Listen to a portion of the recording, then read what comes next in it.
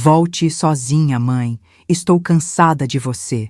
Essas palavras ecoaram no salão vazio daquele hotel em Londres como um golpe certeiro no peito. Meu nome é Beatriz, tenho 64 anos, e esta é a história de como uma mãe abandonada em terra estrangeira ensinou a filha ingrata a lição mais cara que o dinheiro pode comprar.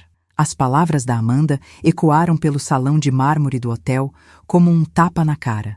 Senti meu corpo inteiro tremer. Não de frio, porque o aquecedor estava ligado e eu usava meu casaco de lã bege, aquele que comprei especialmente para essa viagem. Tremi de choque, de vergonha, de dor tão profunda que parecia que alguém tinha enfiado uma faca no meu peito e estava torcendo devagar. Estávamos no lobby do Royal Garden Hotel, em Kensington. Um lugar de 5 estrelas, com lustres de cristal pendurados no teto alto, poltronas de veludo vermelho vinho e aquele cheiro característico de hotéis caros, uma mistura de perfume importado, madeira envernizada e flores frescas. Turistas do mundo inteiro passavam com suas malas de grife. Um casal de ingleses idosos tomava chá na mesinha ao lado. 2 japoneses tiravam fotos da arquitetura. E minha filha, minha única filha, estava ali de pé na minha frente, o dedo em riste apontado para o meu rosto, gritando comigo como se eu fosse uma estranha indesejada. Você é sufocante, controladora. Eu não aguento mais fingir que gosto da sua companhia. Cada palavra era uma pedrada. Sufocante? Eu, que passei os últimos 40 anos da minha vida me desdobrando para garantir que ela tivesse tudo? Controladora? Eu, que sempre deixei ela tomar as próprias decisões, mesmo quando discordava, fingir que gosta da minha companhia? Aquilo doeu mais que tudo, porque significava que todos os almoços de domingo, todos os cafés da tarde, todas as conversas ao telefone nos últimos anos tinham sido mentira, teatro, obrigação forçada. Tentei falar, mas minha voz saiu fraca, quase um sussurro. Amanda, pelo amor de Deus, vamos conversar no quarto, não aqui. Não, eu vou falar aqui mesmo, você precisa ouvir. Ela estava vermelha, os olhos brilhando de raiva. Usava aquele vestido preto de marca que eu tinha dado de presente no aniversário dela, 3 meses atrás. R$ 2.400. Lembro do valor exato, porque hesitei na hora de passar o cartão, mas pensei, é minha filha, ela merece. Você acha que porque pagou essa viagem pode me controlar? Decidir para onde a gente vai, o que a gente come, que horas a gente sai? Eu só sugeri o restaurante porque você disse que gostava de comida italiana. Minha voz falhou. Senti lágrimas queimando nos olhos, mas engoli a seco, tentando segurar. Sugeriu? Ela deu uma risada amarga, cruel. Você impôs, igual impõe tudo na minha vida desde que eu nasci. Já estou cansada, mãe. Cansada de ser sua bonequinha. Cansada de ter que te agradecer por cada mísero real que você gasta comigo, como se eu tivesse que ficar em dívida eterna. Foi nesse momento que o Tiago apareceu. Meu genro. Ele tinha ido buscar as malas no quarto, enquanto Amanda e eu tomávamos café da manhã. Ou melhor, enquanto eu tomava café e ela reclamava do cardápio, do atendimento, do clima londrino, de tudo. Tiago desceu com as 2 malas grandes, aquelas de marca, com rodinhas silenciosas. Ele é alto, 1,85 m, cabelo grisalho nas têmporas que ele acha charmoso, terno azul marinho sempre impecável. Tem aquele jeito de consultor financeiro bem-sucedido, postura ereta, sorriso profissional, aperto de mão firme. Mas naquele momento, o sorriso tinha sumido. No lugar, uma expressão de desprezo gelado. Amanda, vamos. Nosso táxi já está esperando. Ele olhou para mim de cima a baixo, como se eu fosse algo nojento que tinha grudado na sola do sapato dele. Beatriz, você precisa aprender uma coisa importante. Você já não é mais o centro do universo. As pessoas crescem, seguem em frente, e você ficou para trás. Abri a boca para responder, mas o que eu ia dizer? Meu cérebro tinha virado mingau. Não conseguia processar o que estava acontecendo. Tinha certeza de que ainda estava dormindo, que era um pesadelo horrível e que ia acordar daqui a pouco. Tiago tem razão. Amanda pegou a bolsa dela, uma Prada bege que eu tinha dado no Natal passado. R$ 3.800. Você vive no passado, mãe. Acha que ainda é aquela empresária poderosa, mas hoje você é só uma senhora aposentada chata que não aceita que a vida passou. Eu tenho minha própria família agora. minhas prioridades, e você não está mais no topo da lista. Minha própria família. As palavras ricochetearam no meu peito, como se eu não fosse mais família dela. Como se os 38 anos que dediquei a criar essa menina sozinha, depois que o pai dela me traiu e foi embora, não significassem nada. Como se as noites em claro, quando ela teve catapora aos 5 anos, não existissem. Como se eu não tivesse passado anos costurando de madrugada para pagar a escola particular dela, para garantir que ela tivesse as mesmas oportunidades que as filhas das minhas clientes ricas. Amanda. Moene, tentei de novo, estendendo a mão, mas ela deu um passo para trás como se meu toque queimasse. Não me toca. Estou falando sério, mãe. Pegue suas coisas e volte para o Brasil sozinha. Eu e Tiago vamos aproveitar o resto da viagem sem você. A gente merece uns dias de paz. Tiago já estava empurrando as malas em direção à porta giratória. Amanda o seguiu sem olhar para trás. Eu fiquei ali, sentada naquela poltrona de veludo vermelho, segurando minha bolsa Coach preta no colo, tremendo. Sentia os olhares curiosos dos outros hóspedes. A recepcionista loira atrás do balcão de mármore fingia digitar algo no computador, mas eu sabia que ela tinha visto tudo. O segurança perto da porta desviou o olhar quando nossos olhos se encontraram. Vergonha. Uma vergonha tão grande, tão pesada, que me fez afundar naquela poltrona. Quis desaparecer, virar pó, deixar de existir. Fiquei ali sentada por quanto tempo? 10 minutos? 20? Não sei. O tempo tinha parado. Minha mente estava em loop, repetindo a cena, as palavras cruéis, o desprezo nos olhos dela. Como tinha chegado a esse ponto? Onde foi que eu errei? Eu tinha pagado essa viagem inteira. Comprei as 3 passagens aéreas na classe executiva da British Airways. R$ 43.200 no total. Reservei suítes separadas nesse hotel, 5 estrelas por 7 noites. R$ 56.400. Programei tours privativos pela Torre de Londres, Palácio de Buckingham, um cruzeiro pelo Tâmisa, ingressos para o musical do West End, mais R$ 12.000, sem contar os restaurantes, as compras, os mimos, tudo para que a gente pudesse ter uma semana especial juntas, mãe e filha, como antigamente. Mas não era como antigamente, era? Porque antigamente, quando Amanda era pequena e a gente não tinha dinheiro, ela me olhava com admiração.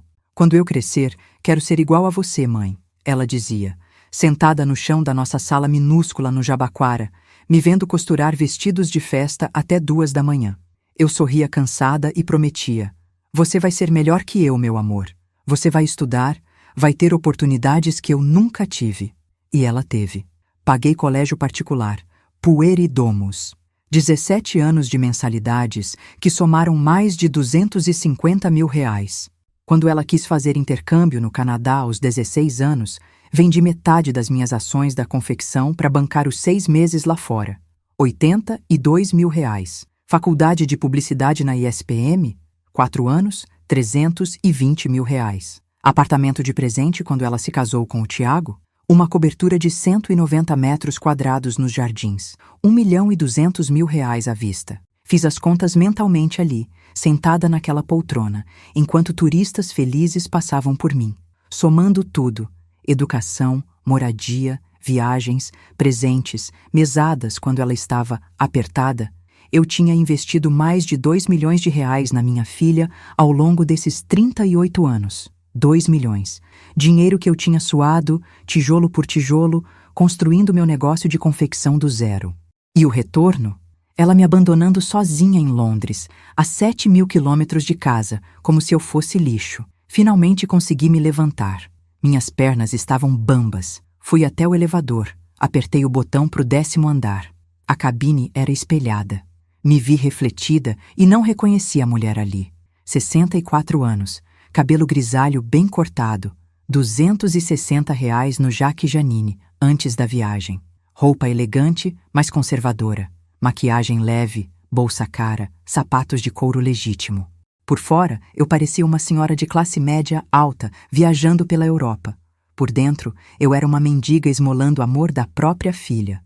Entrei no meu quarto. Suíte deluxe com vista para o Hyde Park, cama king size com lençóis de 1000 fios, banheiro de mármore com banheira vitoriana, varanda privativa, 840 libras por noite, R$ 8.200 por noite. Eu ia ficar ali sozinha por mais 4 noites, porque meu voo de volta só era na sexta-feira. Sentei na beirada da cama e, pela primeira vez em muito tempo, chorei. Chorei alto, sem segurar, soluçando como criança. Lembrei de quando a Amanda nasceu, minúscula, 3,2 kg, com aquele cheiro de bebê recém-nascido.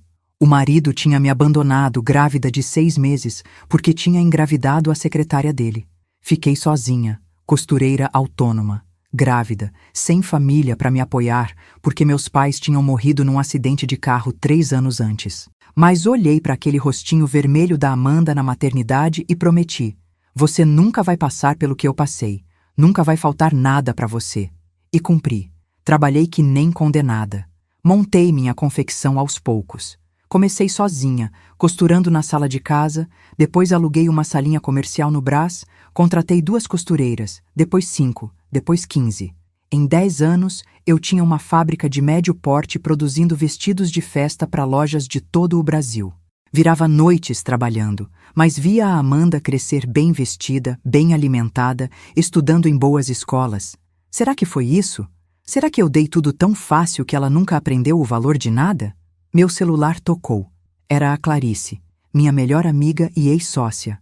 A gente tinha vendido a confecção juntas há 5 anos e se aposentado. Atendi com a voz embargada.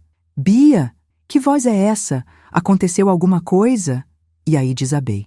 Contei tudo entre soluços. A discussão, as palavras cruéis, o abandono. Clarice ficou em silêncio por uns segundos que pareceram eternos. Depois, com aquela voz firme dela, disse: Beatriz Maria da Silva, escuta bem o que vou te falar. Você construiu um império do zero. Virou noites costurando quando eu e você dividíamos aquele quartinho no Brás. Criou essa menina sozinha depois que aquele desgraçado do Marcelo te deixou. Pagou escola particular top, intercâmbio no Canadá, faculdade particular caríssima, casamento com buffet de R$30 mil no Maxud Plaza, apartamento de 1.200.000 nos Jardins. E ela te trata como lixo? Bia, chega. Chega de ser capacho. Mas, Clá, ela é minha filha. E você é a mãe dela. Mãe que merece respeito. Olha, você tem 2 caminhos. Ou volta para São Paulo de cabeça baixa, pedindo desculpas por existir, e deixa essa ingrata e o pilantra do marido dela continuarem te sugando.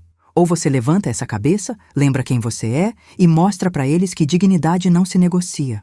Clarice tinha razão. Eu sabia que ela tinha razão.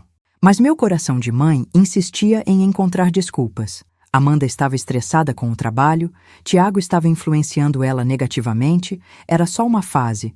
Bia, para de inventar desculpa para quem não merece. Dorme, amanhã você pensa melhor, mas promete uma coisa para mim, não volta rastejando. Promete. Eu prometo, menti, porque naquele momento tudo que eu queria era que minha filha me ligasse, pedisse desculpas, dissesse que tinha exagerado, mas ela não ligou. Passei a tarde inteira no quarto, olhando o teto em choque. Desci para jantar no restaurante do hotel só porque não tinha comido nada desde o café da manhã e estava tonta de fome. Pedi um filé com batatas e um vinho tinto.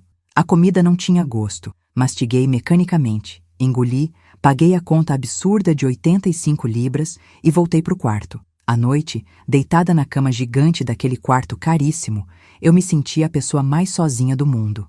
A 7.000 quilômetros de casa. Abandonada pela única família que me restava. E sabe o que foi pior?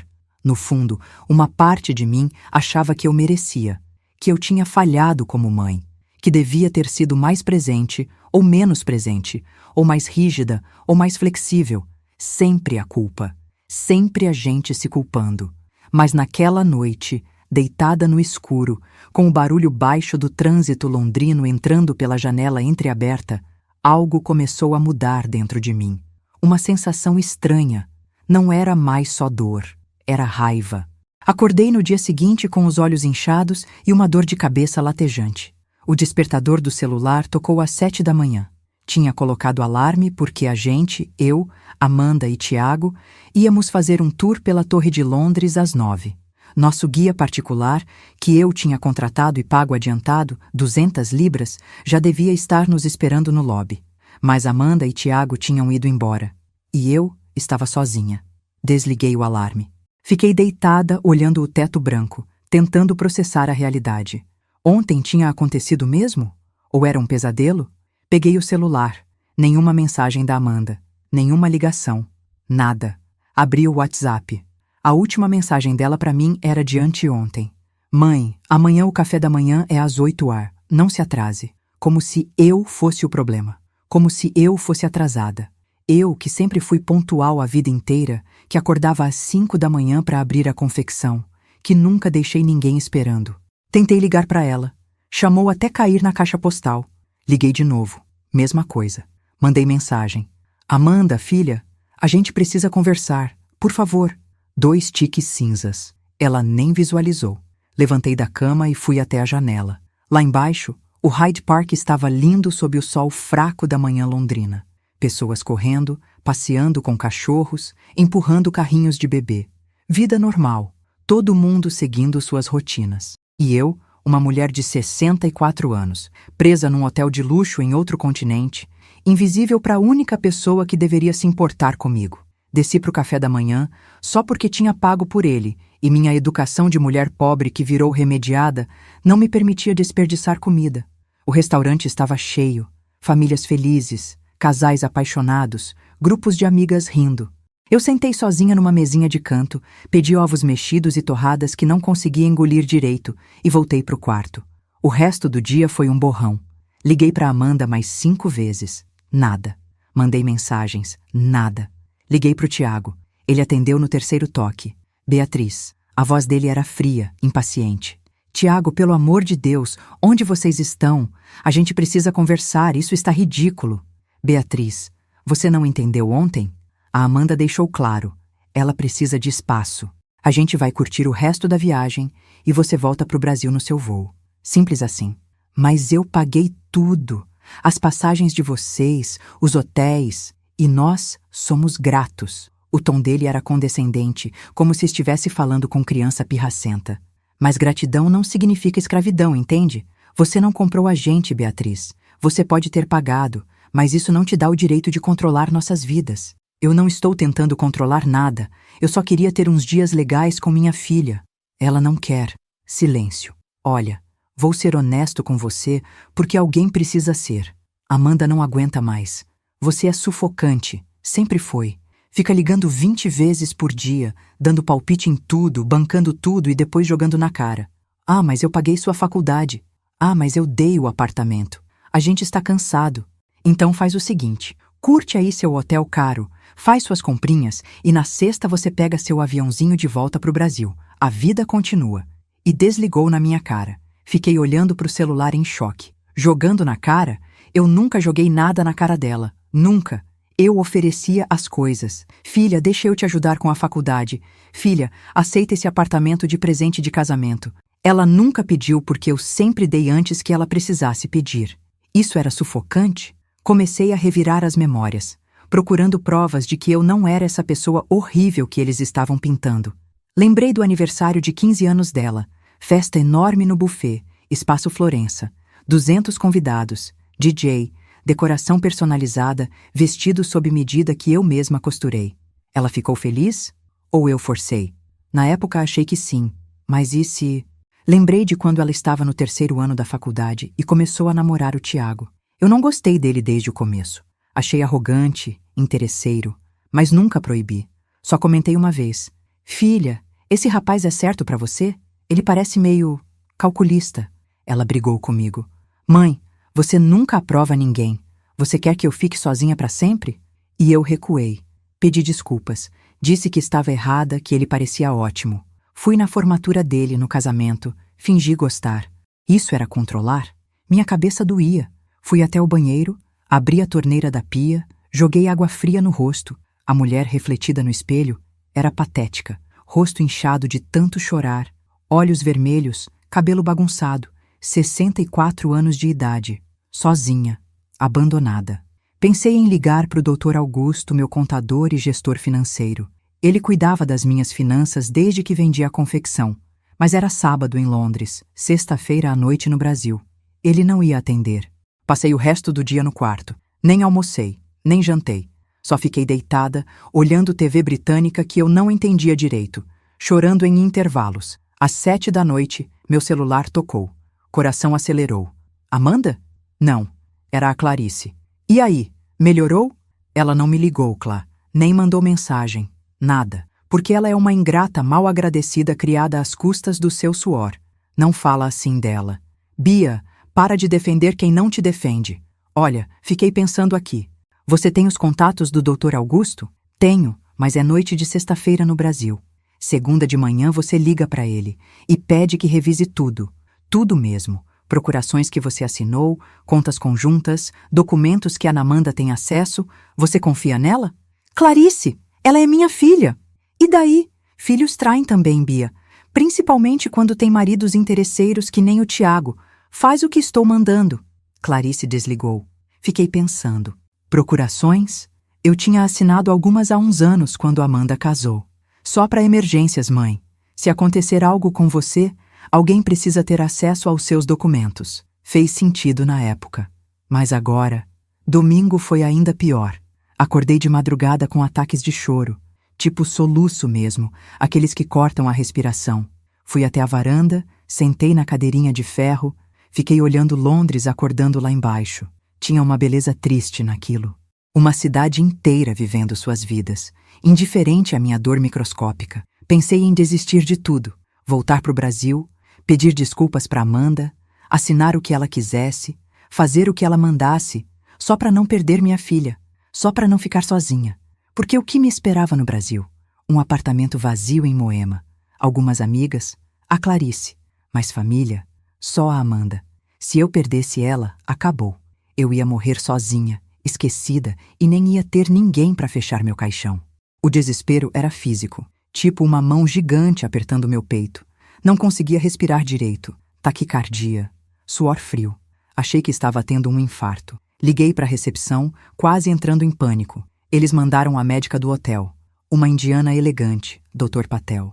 Ela mediu minha pressão, fez uns testes e disse com sotaque britânico suave: fisicamente, a senhora está bem, mas isso aqui é ansiedade aguda. Precisa conversar com alguém. Tem alguém que pode te apoiar?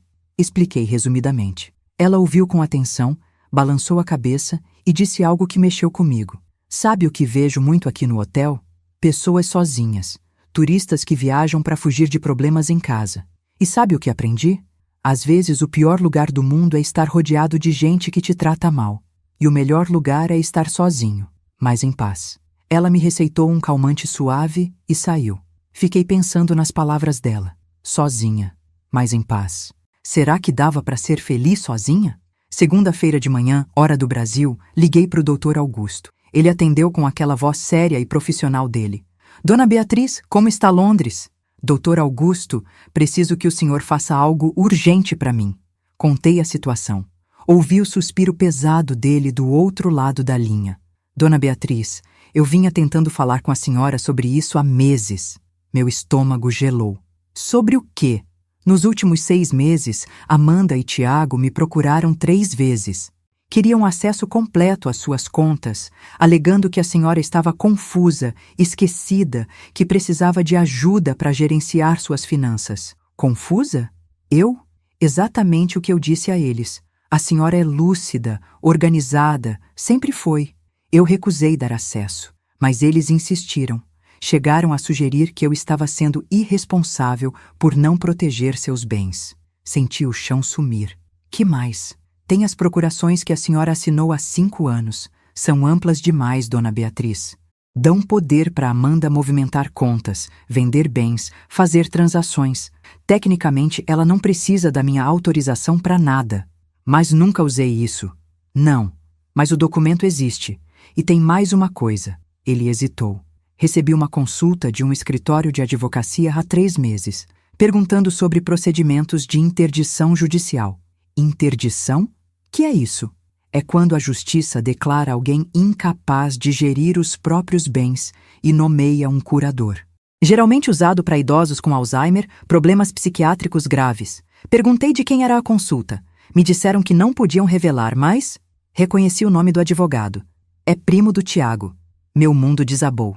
Eles estavam planejando me internar judicialmente, me declarar louca. Pra quê?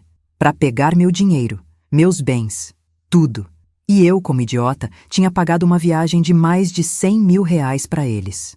Doutor Augusto, o que eu faço? Primeiro, cancela essas procurações imediatamente. Segundo, eu vou revisar todas as suas contas, extratos dos últimos 2 anos e enviar para a senhora. Terceiro, procura um advogado bom de família quando voltar. Quarto, e isso é importante, não assina nada que eles pedirem. Nada. Passei o dia inteiro em choque. Dr. Augusto me mandou um monte de documentos digitalizados por e-mail. Quando abri, tomei um susto. Tinha movimentações que eu não reconhecia. Transferências pequenas, 1.000 reais aqui, 2.000 ali, sempre da minha conta para a conta conjunta da Amanda e do Tiago. Somando tudo nos últimos 18 meses, eram 43.600 reais. Pequeno perto do que eu tinha, mas não era o valor, era o princípio. Eles estavam tirando dinheiro sem pedir autorização. E tinha mais, 3 tentativas de empréstimo usando meu CPF como avalista. Dr. Augusto tinha negado todas, mas a tentativa existiu. Liguei para ele de novo. Cancela tudo. Procurações, cartões adicionais, acesso às contas, tudo. Agora, ele cuidou de tudo pela internet. Em 2 horas estava feito. Amanda não tinha mais acesso a nada. E aí eu lembrei. A cobertura nos jardins. Eu tinha comprado, mas tinha colocado no nome dela? Liguei para o Dr. Augusto de novo. O apartamento está no nome da Amanda? Ele checou. Não, está no seu nome ainda. A senhora disse que ia doar formalmente, mas nunca assinou a escritura definitiva. Juridicamente, o imóvel é seu. Ela só mora lá por comodato verbal. Por comodato verbal. Ou seja, eu podia tirar ela de lá quando quisesse. Algo mudou dentro de mim naquele momento. Não era mais dor. Não era mais desespero. Era uma frieza calculada, como se um interruptor tivesse sido desligado no meu peito. A mãe amorosa, aquela que fazia tudo para agradar, que se anulava, que pedia desculpas por existir, saiu de férias. E entrou no lugar uma mulher que eu nem sabia que existia dentro de mim. Uma mulher que não ia mais aceitar ser tratada como capacho. Dr. Augusto, vou precisar que o senhor faça mais algumas coisas para mim. Passei a terça-feira inteira organizando tudo. Liguei para a doutora Helena, uma advogada especializada em direito de família que a Clarice conhecia. Expliquei a situação. Ela ouviu tudo e disse: Beatriz, vou ser direta. Você tem um caso sólido. Tentativa de manipulação financeira, transferências não autorizadas, consulta sobre interdição fraudulenta. Isso pode dar processo. Mas antes de ir para a guerra, você precisa decidir. Quer justiça ou quer sua filha de volta? Quero respeito. Então vamos conseguir. Ela me instruiu passo a passo. Reunir provas, documentar tudo, gravar conversas se possível. E principalmente, não confrontar ainda. Deixar eles acharem que estão ganhando. Na quarta-feira, desci para o café da manhã e vi o Thomas, o concierge do hotel. Ele é um rapaz de uns 35 anos, filho de mãe brasileira e pai inglês. Sempre foi gentil comigo desde que cheguei. Quando me viu, veio até minha mesa. Madame Beatriz, está tudo bem? Notei que a senhora está sozinha esses dias. Pensei em mentir, dizer que estava tudo ótimo, mas ele tinha um olhar tão sincero que decidi ser honesta. Contei resumidamente. Ele ficou com uma expressão constrangida. Madame, posso ser sincero com a senhora? Por favor. Eu ouvi a discussão na sexta-feira. Todo mundo no lobby ouviu. Foi desagradável. Sinto muito pela senhora. Ele hesitou. E ouvi mais uma coisa. No sábado à noite, sua filha e o marido dela voltaram aqui para o bar do hotel. Eu estava trabalhando na recepção, mas o bar é logo ali ao lado. Ele apontou. Eles estavam rindo, alto, comentando que finalmente a senhora ia aprender a lição e parar de bancar a rainha. Que a senhora voltaria com o rabo entre as pernas e assinaria os papéis que eles queriam. Meu sangue gelou, mas ao mesmo tempo algo muito estranho aconteceu. Eu sorri. Não um sorriso feliz, um sorriso perigoso. Eles disseram isso? Sim, madame. E mencionaram algo sobre, depois disso, ela vai entender quem manda. Desculpe trazer essas notícias, mas achei que a senhora deveria saber. Thomas, muito obrigada. De verdade. Subi para o quarto e liguei para a doutora Helena. Relatei o que Thomas tinha ouvido. Perfeito. Isso confirma a premeditação. Guarda o nome desse rapaz, a gente pode precisar dele como testemunha se isso escalar. Passei o resto do dia arquitetando. Revisei todos os documentos que Dr. Augusto tinha enviado. Fiz anotações, cruzei datas. Descobri que as transferências não autorizadas tinham começado exatamente 3 meses depois do casamento. Coincidência? Não. O Tiago tinha entrado na vida dela, e aos poucos foi plantando essa ideia de que eu era o problema. Lembrei de um jantar 1 ano atrás, na casa deles. Eu tinha levado um bolo de cenoura, aquele que a Amanda sempre amou desde pequena. O Tiago fez uma cara e disse: Beatriz, não precisava, a gente está de dieta. A Amanda riu sem graça e mudou de assunto. Na época, engoli a seco. Achei que era sensibilidade minha, mas agora eu via. Ele estava me desmoralizando aos poucos, me tornando a chata, a intrometida, a velha inconveniente. Quinta-feira de manhã. Meu último dia completo em Londres antes do voo de sexta à noite. Acordei diferente. Tomei banho demorado, me arrumei com capricho, coloquei um vestido vermelho lindo que tinha comprado na Harrods no primeiro dia de viagem. Antes de tudo desmoronar, passei batom, perfume, desci, tomei café da manhã tranquila e saí para caminhar por Londres. Pela primeira vez desde que tinha chegado, prestei atenção na cidade. Era linda. O Tâmisa brilhando sob o sol raro de inverno. As pontes históricas. O Big Ben. Entrei num museu, o British Museum, e passei horas olhando múmias egípcias, esculturas gregas, história humana resumida em salas silenciosas. Sentei num café charmoso em Covent Garden, pedi um cappuccino com um pedaço de torta de maçã e fiquei ali, observando as pessoas. Turistas tirando fotos, casais de mãos dadas, uma mulher da minha idade lendo um livro sozinha numa mesa de canto, sorrindo para algo na página. E percebi, dava para ser feliz sozinha. Dava para existir sem implorar afeto, sem me diminuir, sem aceitar migalhas emocionais. Voltei pro hotel no final da tarde, leve. Pela primeira vez em dias, não chorei. Na sexta-feira de manhã, fiz check-out. O Thomas me ajudou com as malas e disse: Madame, foi um prazer conhecê-la. E se me permite um conselho, a senhora merece coisa melhor. Obrigada, Thomas. Pode deixar que vou conseguir. No táxi a caminho do aeroporto de Heathrow, meu celular tocou. Era Amanda. Primeiro toque, segundo, terceiro. Atendi. Mãe! A voz dela estava estranha, apertada. Sim? Mãe, o que você fez? Fingi inocência. Fiz o quê, Amanda? Meu cartão foi recusado hoje de manhã. Tentei sacar dinheiro e não consegui. Liguei para o banco e disseram que a conta conjunta foi encerrada. E o condomínio me ligou dizendo que o apartamento não está mais no meu nome. O que você fez? Respirei fundo. Olhei pela janela do táxi. Londres desfilando. Eu ia embora.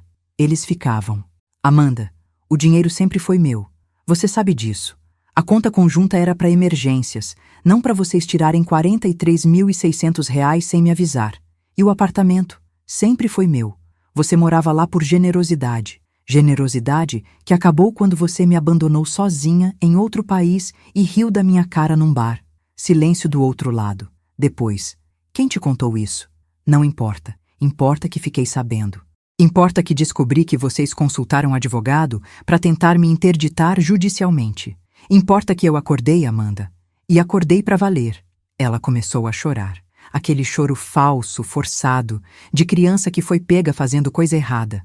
Mãe, foi um mal-entendido. A gente estava estressado com a viagem. Eu te amo. Você sabe disso? Você me ama? Engraçado, porque você gritou na minha cara na sexta-feira que estava cansada de fingir que gostava da minha companhia. Eu estava nervosa. Falei sem pensar. Não, Amanda, você falou exatamente o que sentia. E sabe de uma coisa? Eu aceito. Você não gosta de mim. Tudo bem, mas não vai mais me usar. Tiago tomou o telefone dela. Beatriz, vamos resolver isso como adultos. A gente pode conversar quando você voltar. Adultos? Minha voz saiu gelada. Adultos não abandonam idosos em outros países. Adultos não roubam dinheiro de contas. Adultos não tentam interditar sogras saudáveis para roubar patrimônio. Adultos não falsificam transferências bancárias. Ouvi o silêncio dele. Depois mais baixo. Como você descobriu?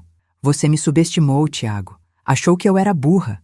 Uma velhinha boba, apaixonada pela filha, fácil de manipular. Mas eu construí um negócio do zero. Virei empresária quando você ainda estava na faculdade pagando cerveja com mesada dos papais. Não me subestime de novo. Beatriz, olha.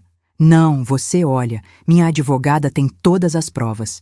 Transferências não autorizadas, tentativa de interdição fraudulenta, tudo. A gente pode resolver isso de duas formas.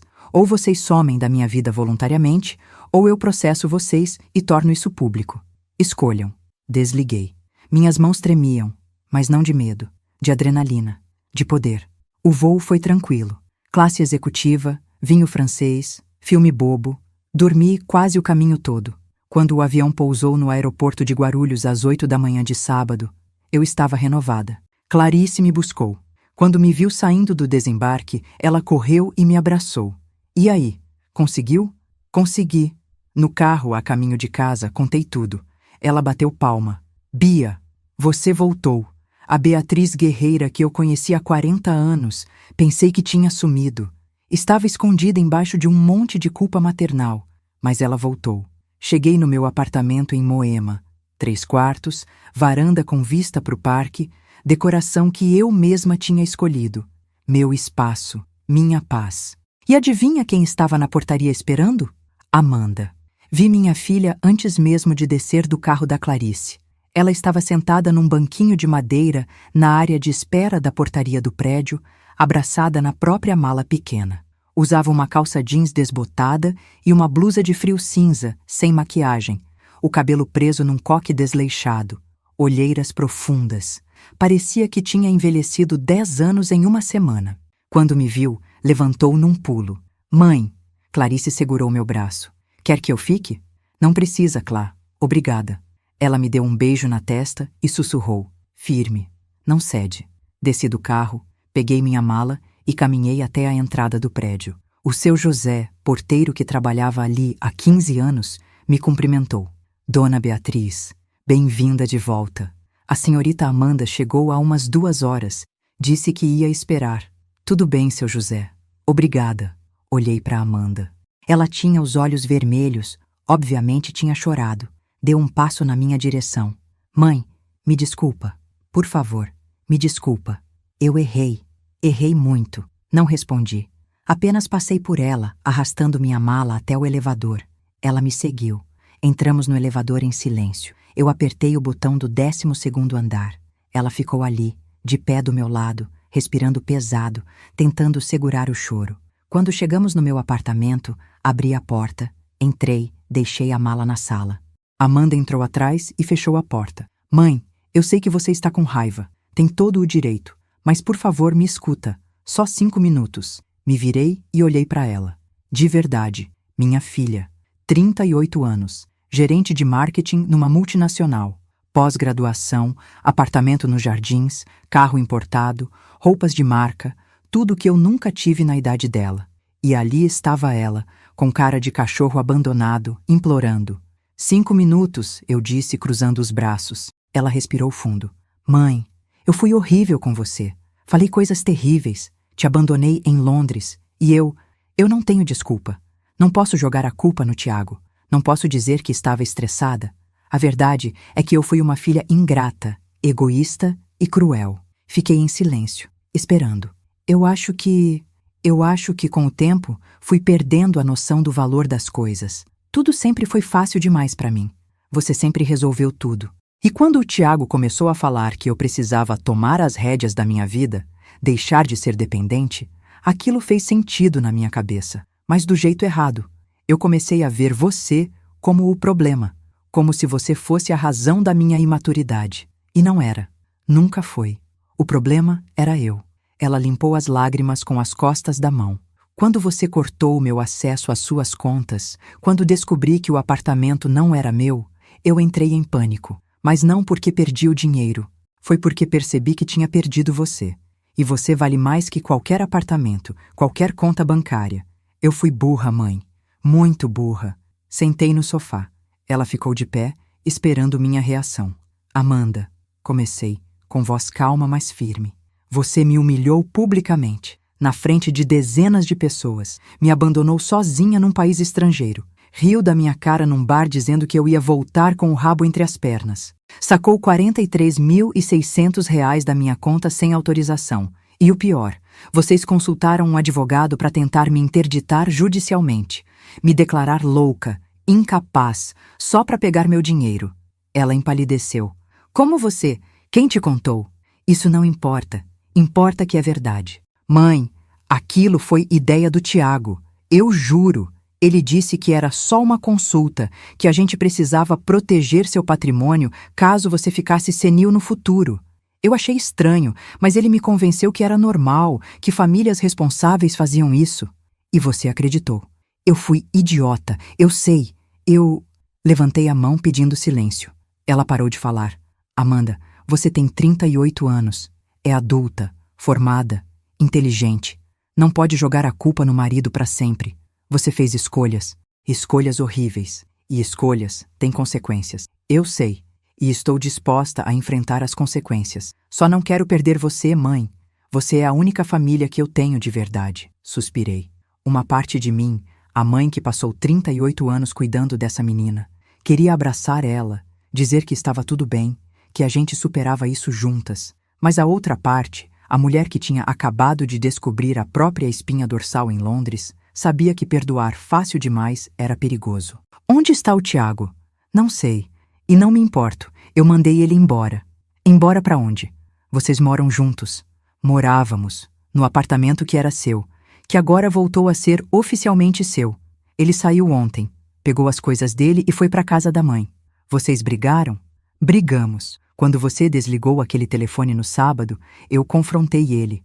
Perguntei sobre a interdição, sobre o dinheiro que sumiu da conta, sobre tudo. Ele tentou me convencer que era pro nosso bem, que você estava perdendo a cabeça, que a gente tinha direito ao seu patrimônio porque você não ia levar pro caixão mesmo. Eu fiquei enjoada, mãe. Enjoada de mim por ter acreditado nele. Enjoada dele por ter me manipulado. Terminei o casamento ali mesmo. Fiquei surpresa. Não esperava isso. Você terminou? Terminei. Falei que queria divórcio. Ele riu.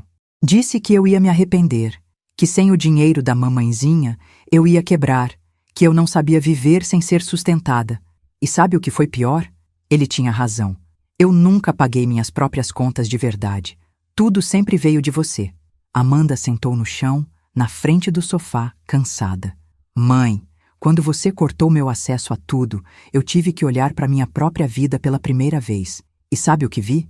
Dívidas. Eu e o Tiago temos dívidas enormes, cartões de crédito estourados, financiamento de carro atrasado, empréstimo consignado. A gente ganhava bem. Os dois juntos traziam uns 38 mil reais por mês, mas gastava 50. E a diferença vinha de você, das suas ajudinhas, dos presentinhos, dos valores que a gente tirava daquela conta conjunta. Eu não sabia disso. Achava que eles eram financeiramente estáveis. Quanto vocês devem? Ela hesitou. Depois disse num fio de voz. 132 mil reais. Como? Cartões, empréstimos, cheque especial. O Tiago gostava de viver bem. Restaurantes caros, roupas de marca, viagens.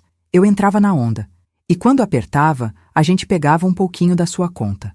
Só até o bônus sair, a gente dizia. Mas o bônus nunca chegava, ou chegava e já estava comprometido. Senti raiva. Mas também uma tristeza profunda. Minha filha tinha virado isso. Uma adulta endividada, dependente, manipulada. E agora? O que você vai fazer? Vou pagar. Sozinha. Já cancelei todos os cartões. Cortei as assinaturas de streaming, clube, academia chique. Vou vender meu carro e comprar um usado. Vou alugar um apartamento menor. E vou trabalhar. De verdade, sem esperar que alguém me salve. Olhei para ela. Havia sinceridade ali? Ou era desespero? Difícil saber. Mãe, ela disse com voz embargada, eu não estou pedindo dinheiro. Eu sei que não mereço. Estou pedindo uma chance de provar que posso ser uma filha melhor, uma pessoa melhor. Não precisa me perdoar agora, nem semana que vem. Mas, por favor, não me tira da sua vida completamente. Fiquei em silêncio por um tempo longo. Depois levantei. Estou cansada. Foi um voo longo. Você pode ir. Ela levantou também, limpou o rosto. Posso te ligar? Semana que vem? Pode. Obrigada. Ela caminhou até a porta. Antes de sair, se virou. Mãe, eu te amo. De verdade. Desculpa ter demorado tanto para perceber o que eu tinha. Fechou a porta e saiu. Fiquei ali, sozinha no meu apartamento silencioso, processando. Será que ela estava falando a verdade? Ou era manipulação para voltar a ter acesso aos meus bens? Não sabia. E por mais que meu coração de mãe quisesse acreditar, minha cabeça agora era mais cautelosa. Liguei para a doutora Helena, minha advogada. Contei sobre a visita da Amanda. Beatriz, toma cuidado. Pode ser arrependimento genuíno ou pode ser tática. Mantém distância por enquanto. Deixa ela provar com ações, não com palavras. Na segunda-feira, comecei a reconstruir minha rotina. Academia, encontros com amigas. Voltei para o clube de leitura que tinha abandonado há 2 anos porque não tinha tempo. Mentira, tinha tempo, mas a Amanda sempre precisava de alguma coisa e eu largava tudo. Marquei jantar com a Clarice, com a Mariana, com a Vera, amigas antigas que eu tinha negligenciado. E foi numa terça-feira, durante um almoço com a Mariana, num restaurante no Itaim, que recebi uma ligação estranha. Número desconhecido. Quase não atendi, mas algo me fez aceitar a chamada. Alô? Dona Beatriz? Era uma voz masculina, jovem. Sim, quem fala? Meu nome é Rafael. Sou contador no escritório Silva em Associados. A senhora não me conhece, mas eu trabalho com o Tiago, seu ex-genro. Meu corpo inteiro ficou alerta. E o que o senhor quer? Dona Beatriz, eu estou ligando porque... Olha, isso é antiético da minha parte. Posso até perder meu emprego se descobrirem, mas minha consciência não deixa. A senhora parece ser uma pessoa decente e o que está acontecendo não está certo. Do que o senhor está falando? Ouvi ele respirar fundo do outro lado. O Tiago me procurou há 3 meses. Pediu que eu ajudasse ele a organizar alguns documentos sobre a senhora. Relatórios médicos falsos, atestados de incapacidade, laudos psiquiátricos forjados, tudo para embasar um processo de interdição. Senti o sangue gelar nas veias. O quê? Ele queria me pagar R$ 20.000 para fazer isso. Eu recusei. Disse que era antiético e possivelmente ilegal. Ele ficou bravo, disse que eu era fraco, que todo mundo tem seu preço. Depois disso, ele procurou outros contadores e encontrou um que topou. Quem? Um tal de Valdir Cunha. Escritório pequeno em Osasco. Faz trabalho sujo para quem paga bem. O Tiago pagou R$ 35.000 para ele fabricar os documentos. Eu sei porque vi o comprovante de transferência acidentalmente numa reunião. Anotei tudo no guardanapo do restaurante. A Mariana me olhava preocupada. Fiz um sinal para ela de já te explico. Rafael, por que está me contando isso? Porque o Tiago comentou numa mesa de bar semana passada, bêbado, que ia finalizar o plano em breve. Que a velha já tinha caído na armadilha em Londres e que agora era só apertar o cerco. Ele riu. Fez piada. Chamou a senhora de galinha dos ovos de ouro. Me deu nojo. E a Amanda? Minha filha estava envolvida? Silêncio. Depois, no começo acho que sim. Ela participava das reuniões, mas nas últimas semanas ela começou a questionar. Ouvi uma discussão deles por telefone, o Tiago gritando que ela estava ficando mole, que era agora ou nunca. Não sei se ela está envolvida ainda. Minha cabeça girava. Rafael, o senhor pode me enviar provas disso? E-mails, mensagens, qualquer coisa? Posso. Tenho prints de conversas do grupo de WhatsApp que o Tiago criou com o Valdir e mais 2 pessoas. Vou mandar para o seu e-mail. Qual é? Passei meu e-mail. Ele disse que enviaria ainda hoje e desligou. Olhei para Mariana. Ela estava boquiaberta. Bia, que foi isso? Contei. Ela ficou indignada. Mas que desgraçado! Beatriz, você precisa agir rápido. Se ele entrar com esse processo de interdição, usando documentos falsos, pode te dar uma dor de cabeça enorme. Mesmo que você prove depois que é falso, o estrago já está feito. Liguei imediatamente para a doutora Helena. Relatei a ligação do Rafael. Ela ouviu tudo e disse: Beatriz, isso é tentativa de fraude processual. É gravíssimo. Assim que você receber os documentos, me encaminha. Vamos preparar uma representação ao Ministério Público e um processo de dano moral contra ele. E vamos também pedir uma medida protetiva para impedir que ele se aproxime de você. À tarde, Rafael enviou os documentos. Quando abri, foi pior do que imaginava. Um grupo de WhatsApp chamado Projeto B. Projeto Beatriz, presumi.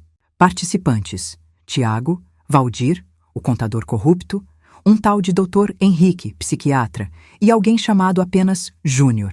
As mensagens eram chocantes. Tiago: Pessoal, a velha está em Londres. É agora ou nunca. Valdir, os laudos estão prontos? Valdir, prontos, atestando demência senil avançada, incapacidade de gerir patrimônio, necessidade de curador imediato. Dr. Henrique. Os laudos psiquiátricos estão assinados. Óbvio que nunca examinei a senhora, mas em papel está tudo certinho. 3 consultas fictícias, diagnóstico progressivo. Júnior. Mano, tu tens certeza que isso vai dar certo? E se investigarem? Tiago. Não vão investigar. Processo de interdição é rápido. Juiz homologa, eu viro o curador dela, transfiro tudo para meu nome e problema resolvido. A Amanda ainda está em cima do muro, mas quando vira o dinheiro pingando, ela esquece os escrúpulos. Valdir. E o pagamento? Você falou 35K. Cadê? Tiago. Calma. Assim que eu tiver acesso às contas da velha, pago vocês em dobro. 70K para cada. Ela tem quase 4 milhões em aplicações. É mixaria para ela. 4 milhões. Ele sabia exatamente quanto eu tinha. Como? A Amanda tinha contado?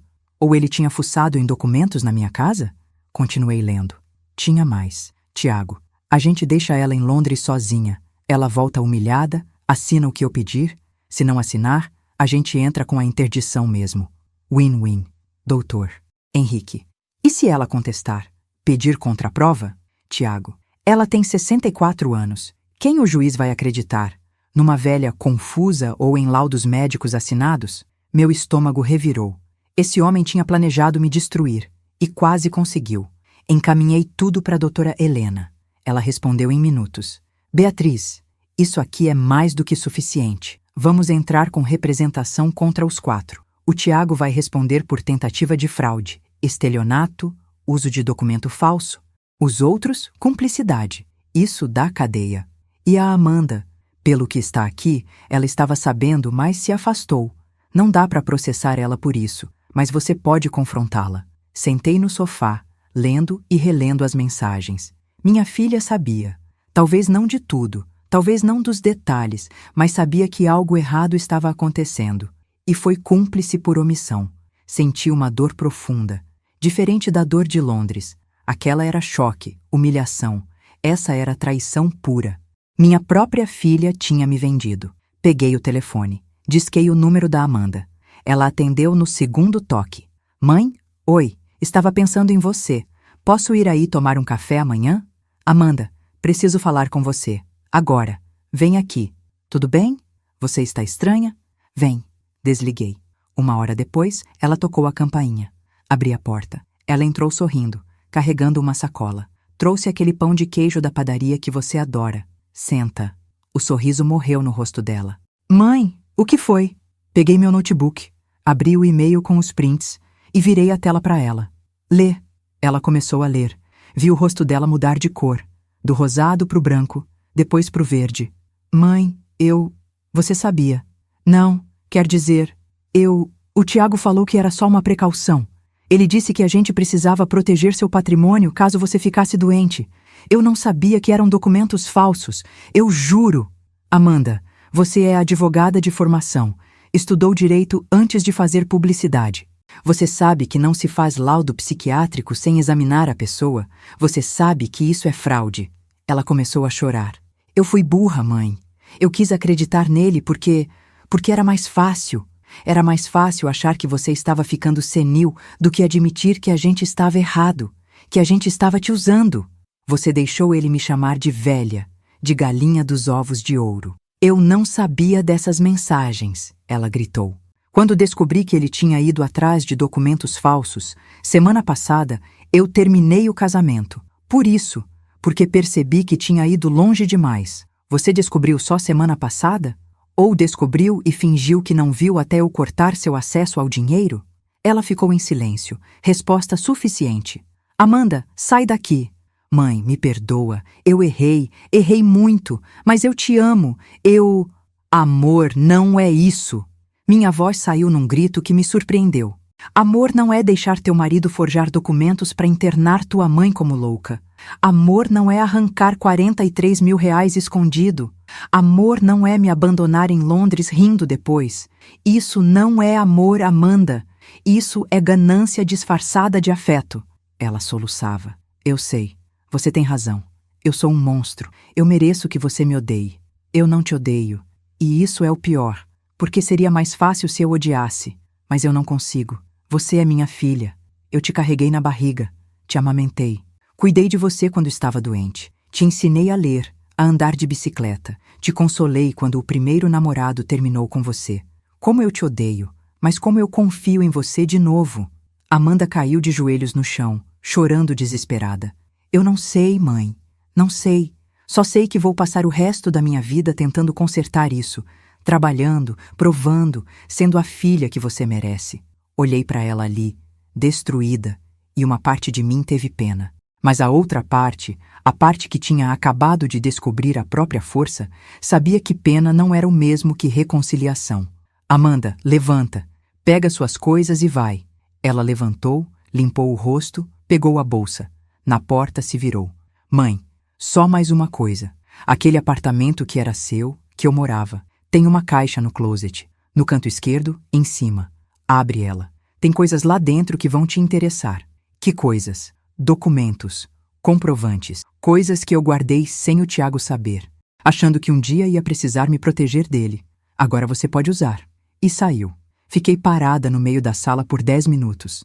Depois liguei para o Dr. Augusto. Preciso entrar naquela cobertura nos jardins hoje ainda. É sua, dona Beatriz. A senhora tem as chaves? Tenho. Fui até lá. O prédio era chique. Portaria 24 horas, segurança, área de lazer completa. Subi até o apartamento no 14º andar. A cobertura que eu tinha comprado 7 anos atrás como presente de casamento para Amanda. Entrei. O lugar estava uma bagunça. Roupas jogadas, louça suja na pia, cama desfeita. A Amanda claramente tinha saído às pressas depois que eu bloqueei tudo. Fui até o closet. Era enorme, planejado, cheio de roupas de marca. No canto esquerdo, em cima, tinha uma caixa de papelão simples, meio amassada. Peguei. Abri. Dentro, uma pilha de documentos. Comecei a folhear e meu queixo caiu. Extratos bancários da conta conjunta do Tiago com outra mulher. Uma tal de Fernanda. Transferências mensais. R$ 10.000. Pagamento de aluguel de um apartamento na Vila Madalena. Contas de restaurantes, hotéis, joias. Tiago tinha uma amante e estava bancando ela com o dinheiro que tirava de mim. Tinha mais. Comprovantes de dívidas em casas de apostas online. R$ 142.000 perdidos em menos de um ano. Contratos de empréstimos com agiotas, juros absurdos, ameaças de cobrança. E o pior, prints de conversas entre Tiago e a tal Fernanda. Ele dizendo que logo ia resolver a situação da sogra e eles iam poder viver de boa com a grana dela. Amanda sabia de tudo isso e guardou as provas. Por quê? Para se proteger? Ou porque no fundo ainda tinha um pingo de decência? Fotografei tudo com meu celular. Enviei para a Dra. Helena. Ela respondeu em caps lock. Beatriz, isso aqui enterra ele. Vamos processar por tudo. Dano moral, fraude, estelionato, bigamia, se ele for casado com ela. Tudo. Saí do apartamento com a caixa. No elevador encontrei a vizinha do andar de baixo, Dona Márcia, uma senhora elegante de uns 70 anos. Beatriz, que saudade! Faz tempo que não te vejo. Pois é, Dona Márcia. Estive viajando. Ah, que bom! E sua filha? Ela saiu de mudança? Mais ou menos. Está se reorganizando. Ela baixou a voz como quem vai contar fofoca. Olha, não queria me meter, mas aquele marido dela, Bia, ele trazia uma moça aqui direto, tipo, toda semana. Eu via do meu apartamento quando eles chegavam. Uma morena alta, bonita.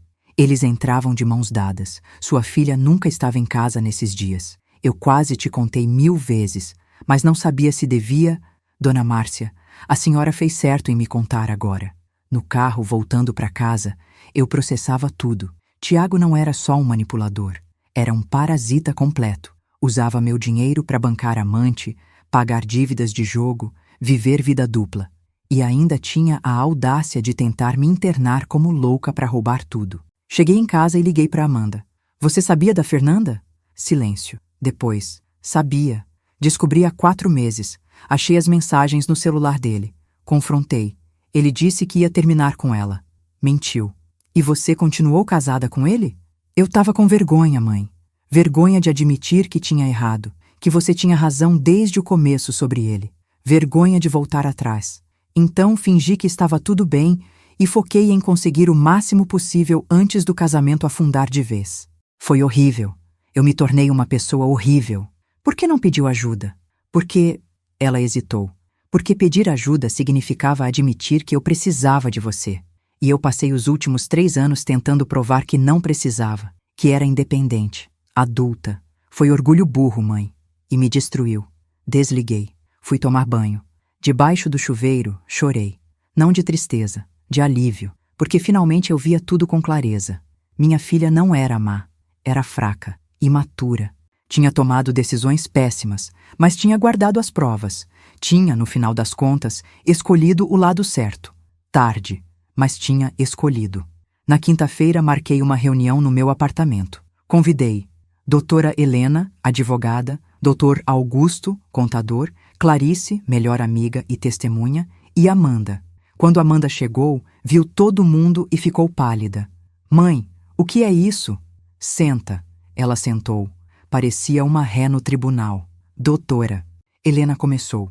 Amanda, sua mãe me contratou para organizar a situação jurídica envolvendo você e seu ex-marido. Vou ser direta. Temos provas suficientes para processar o Tiago por múltiplos delitos: fraude processual, estelionato, falsificação de documentos, apropriação indébita. Ele pode pegar de 4 a 8 anos de prisão.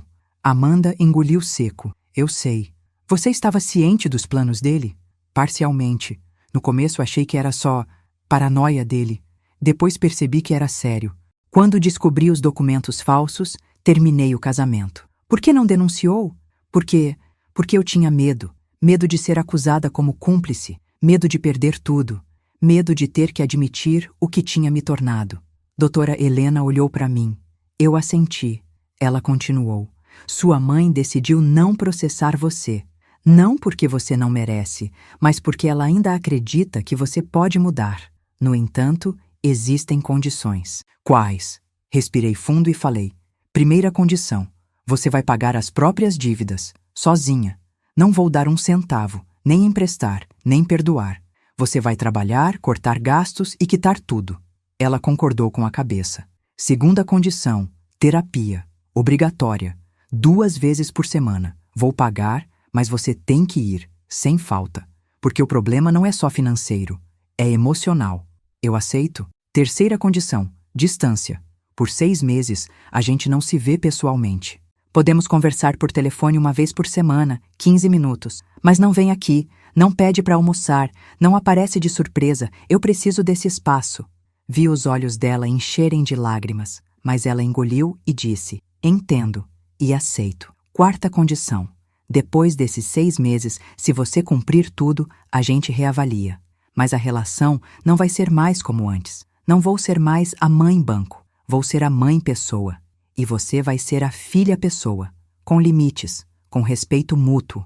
Eu quero isso, mãe. De verdade. Doutor Augusto entrou na conversa. Amanda, como contador da sua mãe, vou monitorar qualquer tentativa de acesso não autorizado. Qualquer coisa suspeita, nós tomamos medidas legais imediatas. Está claro? Claríssimo. Clarice, que até então estava quieta, falou. Menina, sua mãe está te dando uma segunda chance que muita gente não daria. Não estraga, porque se você estragar, vai me ter como inimiga também.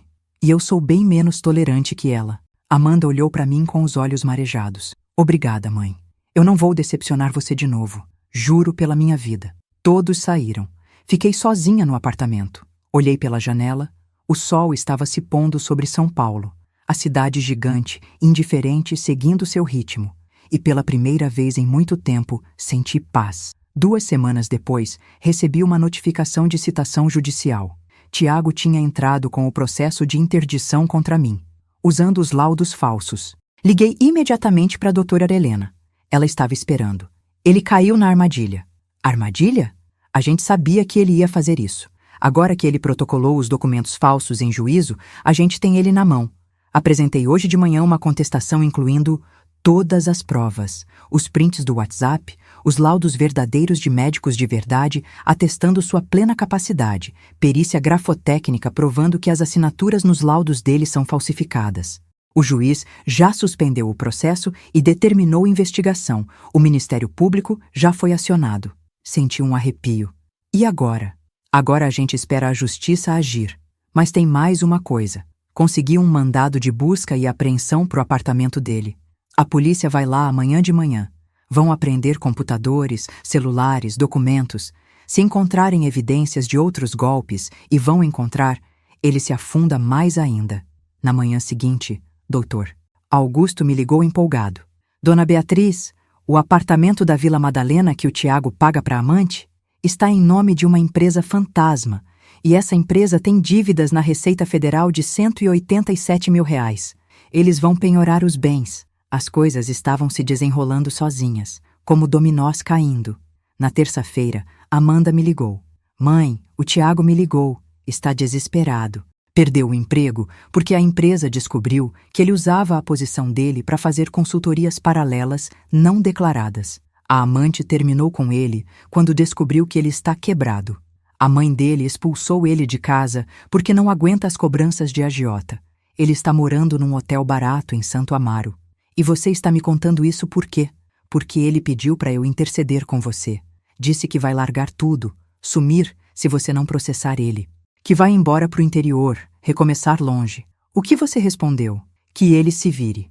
Que eu não sou mais mulher dele e que ele cavou a própria cova. Senti orgulho. Pequeno, mas real. Muito bem. Mãe, tem mais uma coisa. Ele me ameaçou. Disse que se ele cair, vai me levar junto. Que vai contar pro juiz que eu sabia de tudo desde o começo. Deixa ele falar. Você tem as provas de que se afastou a tempo, e eu tenho a caixa de documentos que você guardou. Mostra que você, no final, fez a coisa certa. Obrigada, mãe. Na sexta-feira à noite, tocaram a campainha do meu apartamento. Era uma entrega de cartório. Abri o envelope. Intimação para audiência de conciliação no processo que o Tiago tinha aberto. Só que agora não era mais processo de interdição. Era processo de fraude processual contra ele. Doutora Helena me ligou. Beatriz, a audiência é semana que vem. Você precisa ir. Vai ser rápido, só para formalizar as acusações. Depois disso, ele provavelmente vai ser preso preventivamente até o julgamento. Ele vai estar lá? Vai, com o advogado dele, mas sem chances de ganhar. Cheguei no dia da audiência vestida com meu melhor tailleur, cabelo impecável, maquiagem leve, mas elegante. Queria que ele me visse não como vítima, mas como a mulher que sobreviveu à tentativa dele de me destruir. Entrei na sala de audiências. Era pequena, mesa redonda, juiz, escrevente, advogados, e lá estava ele, Tiago. Barba por fazer, terno amassado, olheiras profundas. Quando me viu, desviou o olhar. O juiz começou. Estamos aqui para tratar do caso de tentativa de interdição fraudulenta movida pelo senhor Tiago Costa contra a senhora Beatriz Maria da Silva. Senhor Tiago, o senhor tem ciência das acusações contra você? Tenho, excelência. O senhor deseja se manifestar? O advogado do Tiago, um homem baixinho e suado, tentou. Excelência, meu cliente alega que foi induzido a erro por terceiros. Terceiros que ele contratou e pagou. Doutora Helena cortou. Temos prints provando que ele coordenou tudo. O juiz folheou os autos. De fato, as provas são robustas. Senhor Tiago, a senhora Beatriz poderia requerer sua prisão preventiva imediata. No entanto, ela optou por uma proposta de acordo. A senhora quer apresentar? Doutora Helena se levantou. Sim, excelência. Minha cliente propõe o seguinte. O senhor Tiago retira imediatamente todos os processos contra ela, assina a confissão de dívida de R$ 300 mil referentes a danos morais, a serem pagos em 120 parcelas, e se compromete a não se aproximar a menos de 500 metros da minha cliente pelo resto da vida.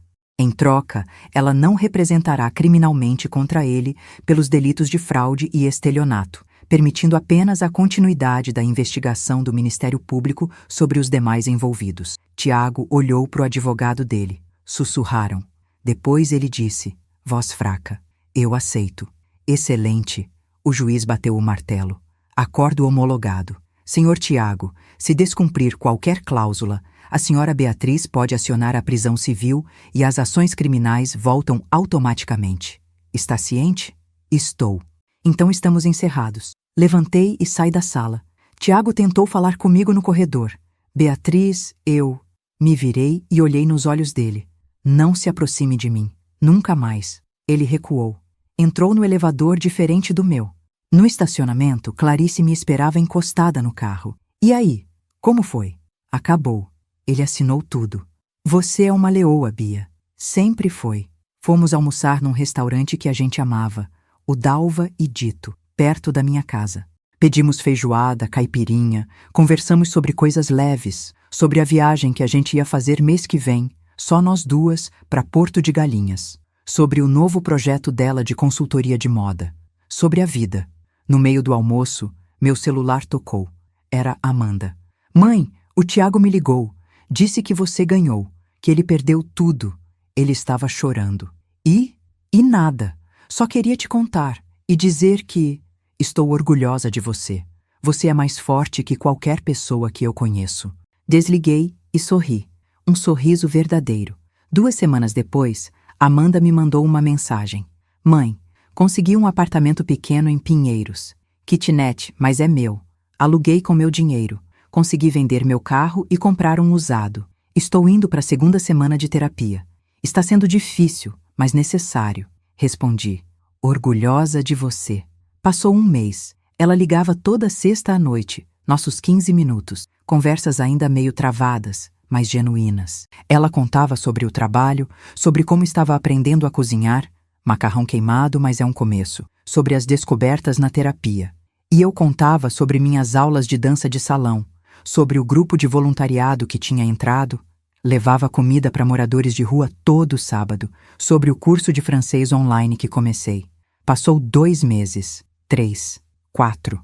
No 5º mês, ela me mandou uma foto. A geladeira dela, cheia de comida. Legenda. Primeira compra do mês feita totalmente com meu dinheiro. Sem dívidas, sem cartão de crédito, só débito. Respondi com emoji de coração. No 6º mês, dia marcado, toquei a campainha do apartamento dela em Pinheiros. Era um prédio simples, mas bem localizado. Ela abriu a porta e pela primeira vez em meio ano, nos abraçamos. O apartamento era minúsculo, 15 metros quadrados no máximo. Cama de solteiro, mesinha pequena, uma banqueta, fogão de 2 bocas. Mas estava limpo, organizado, cheirando a café fresco. Bem-vinda ao meu reino, ela brincou nervosa. Está lindo. Está honesto, ela corrigiu. É o que eu posso pagar com meu salário depois de separar a parte das dívidas, mas é meu. Sentamos na mesinha. Ela serviu café, pão de queijo que tinha feito, de mistura de pacote, mas ficou bom. Conversamos, de verdade, sem máscaras. Mãe, na terapia descobri uma coisa sobre mim. Eu sempre tive medo de não ser suficiente. Tipo, filha boa o suficiente, inteligente o suficiente, bem-sucedida o suficiente. E quanto mais você me dava, mais eu sentia que era porque você achava que eu não dava conta sozinha. Ficou um ciclo vicioso. Eu pedia, você dava, eu me sentia fraca, pedia mais. Nunca foi sobre você ser fraca, Amanda. Eu sei disso agora. Era sobre você ser generosa. Mas eu distorci tudo na minha cabeça, e o Tiago alimentou essa distorção. Me convenceu de que você me infantilizava, que eu precisava me libertar. No fim, só me afundei mais. Segurei a mão dela por cima da mesa. E agora? Como você se sente? Cansada, ela riu. Pagar conta é chato. Acordar cedo todo dia é chato. Cozinhar é chato. Mas eu me sinto real. Tipo, pela primeira vez na vida, quando olho no espelho, reconheço a pessoa que tá ali. Não é a filhinha da mamãe, não é a esposa troféu, não é a gerente bem-sucedida. É só a Amanda. E tá tudo bem. 6 meses viraram 1 ano. Amanda manteve todas as promessas. Terapia religiosamente. Dívidas quitadas, ainda faltavam algumas, mas ela estava pagando. Trabalho sério. E nossa relação se reconstruiu. Diferente, mais saudável. A gente almoçava junto 1 vez por mês, sempre em lugares simples. Ela fazia questão de pagar metade da conta. Questão de princípio, mãe. Eu deixava. Quanto ao Tiago, a justiça seguiu seu curso. O Ministério Público processou ele, Valdir, Dr. Henrique e Júnior. Todos foram condenados. Tiago pegou 5 anos em regime semiaberto por fraude processual, falsificação de documento e estelionato. Valdir e Dr. Henrique, 4 anos cada. Júnior, por ser menor participação, prestação de serviços comunitários. Tiago nunca pagou a indenização de R$300 mil. Não tinha dinheiro, mas já era esperado. Eu não fiz por dinheiro. Fiz por dignidade. 1 ano e meio depois de Londres, recebi um convite inesperado. Thomas, o concierge do hotel, me mandou uma mensagem no LinkedIn. Madame Beatriz, estou indo ao Brasil em férias. Adoraria tomar um café se a senhora tiver disponibilidade. Marcamos. Ele veio a São Paulo, nos encontramos no MASP. Conversamos sobre a vida, sobre Londres, sobre tudo. Ele contou que tinha pedido demissão do hotel e agora trabalhava numa ONG que ajudava imigrantes.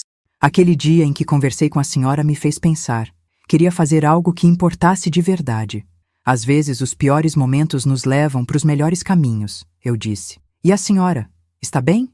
Estou ótima, livre, forte, feliz. 2 anos depois de Londres, numa manhã de sábado, tocaram a campainha do meu apartamento. Era Amanda, mas não estava sozinha. Tinha uma moça com ela, de uns 30 e poucos anos, morena, sorriso largo. Mãe, essa é a Júlia, minha namorada. Levei uns segundos para processar. Namorada? Amanda riu, nervosa. É, surpresa, né? Para mim também foi. Depois do divórcio, na terapia, descobri coisas sobre mim. E uma delas é que eu gosto de mulheres. Sempre gostei. Mas reprimi a vida inteira porque achava que era errado, que você ia ficar decepcionada, que ia manchar nossa imagem perfeita. Casei com o Tiago porque era o que eu achava que devia fazer, mas não era o que eu queria. Olhei para Júlia. Ela apertou a mão da Amanda, solidária. Amanda, eu disse sorrindo, a única coisa que me decepciona é você esconder quem você é. De resto, eu só quero que você seja feliz. E se a Júlia te faz feliz, então bem-vinda à família. Júlia me abraçou. Obrigada, dona Beatriz. Fizemos café, conversamos, rimos. Pela primeira vez em muito tempo, tivemos um dia de família de verdade. Sem máscaras, sem mentiras, sem dinheiro no meio. Hoje, 3 anos depois de Londres, vivo minha vida. Não por ninguém. Por mim. Viajo quando quero. Leio, danço, faço trabalho voluntário. Tenho amigas, atividades, propósito. Amanda está bem. Mora com a Júlia num apartamento em Perdizes, ainda pequeno, mas maior que a kitnet. Trabalha duro. Planeja casar no próximo ano. Casamento civil simples, ela já avisou.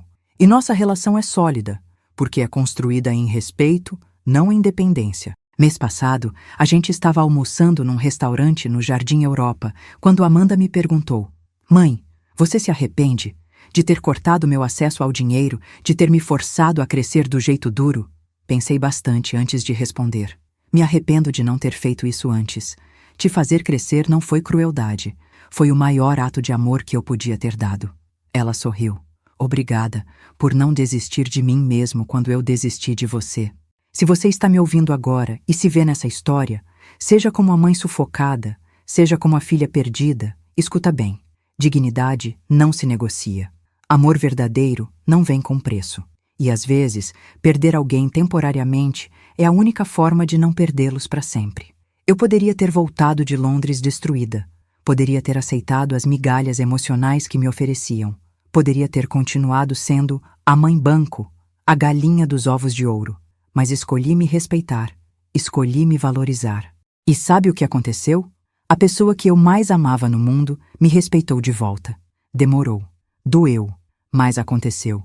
Então, se alguém te trata como invisível, como descartável, como algo que só vale pelo que você pode oferecer financeiramente, corte. Corte de vez. Porque você vale mais que qualquer conta bancária. Você vale pelo que é, não pelo que tem. E se você é a pessoa que está usando alguém, sugando, manipulando, pare. Antes que você perca a única coisa que dinheiro nenhum compra de volta. A chance de olhar no espelho e gostar de quem você vê. Quem me conhece hoje não acredita que eu já fui aquela mulher sentada sozinha num hotel em Londres, abandonada e humilhada. Mas fui. E transformei aquela dor na minha maior força. Você também pode. Se essa história tocou seu coração, compartilhe com alguém que precisa ouvir isso. E se inscreve aqui no canal para mais histórias de recomeço e dignidade. A próxima pode ser a que você precisa ouvir hoje. E agora, clica na história que está passando na sua tela. Tenho certeza que você vai gostar.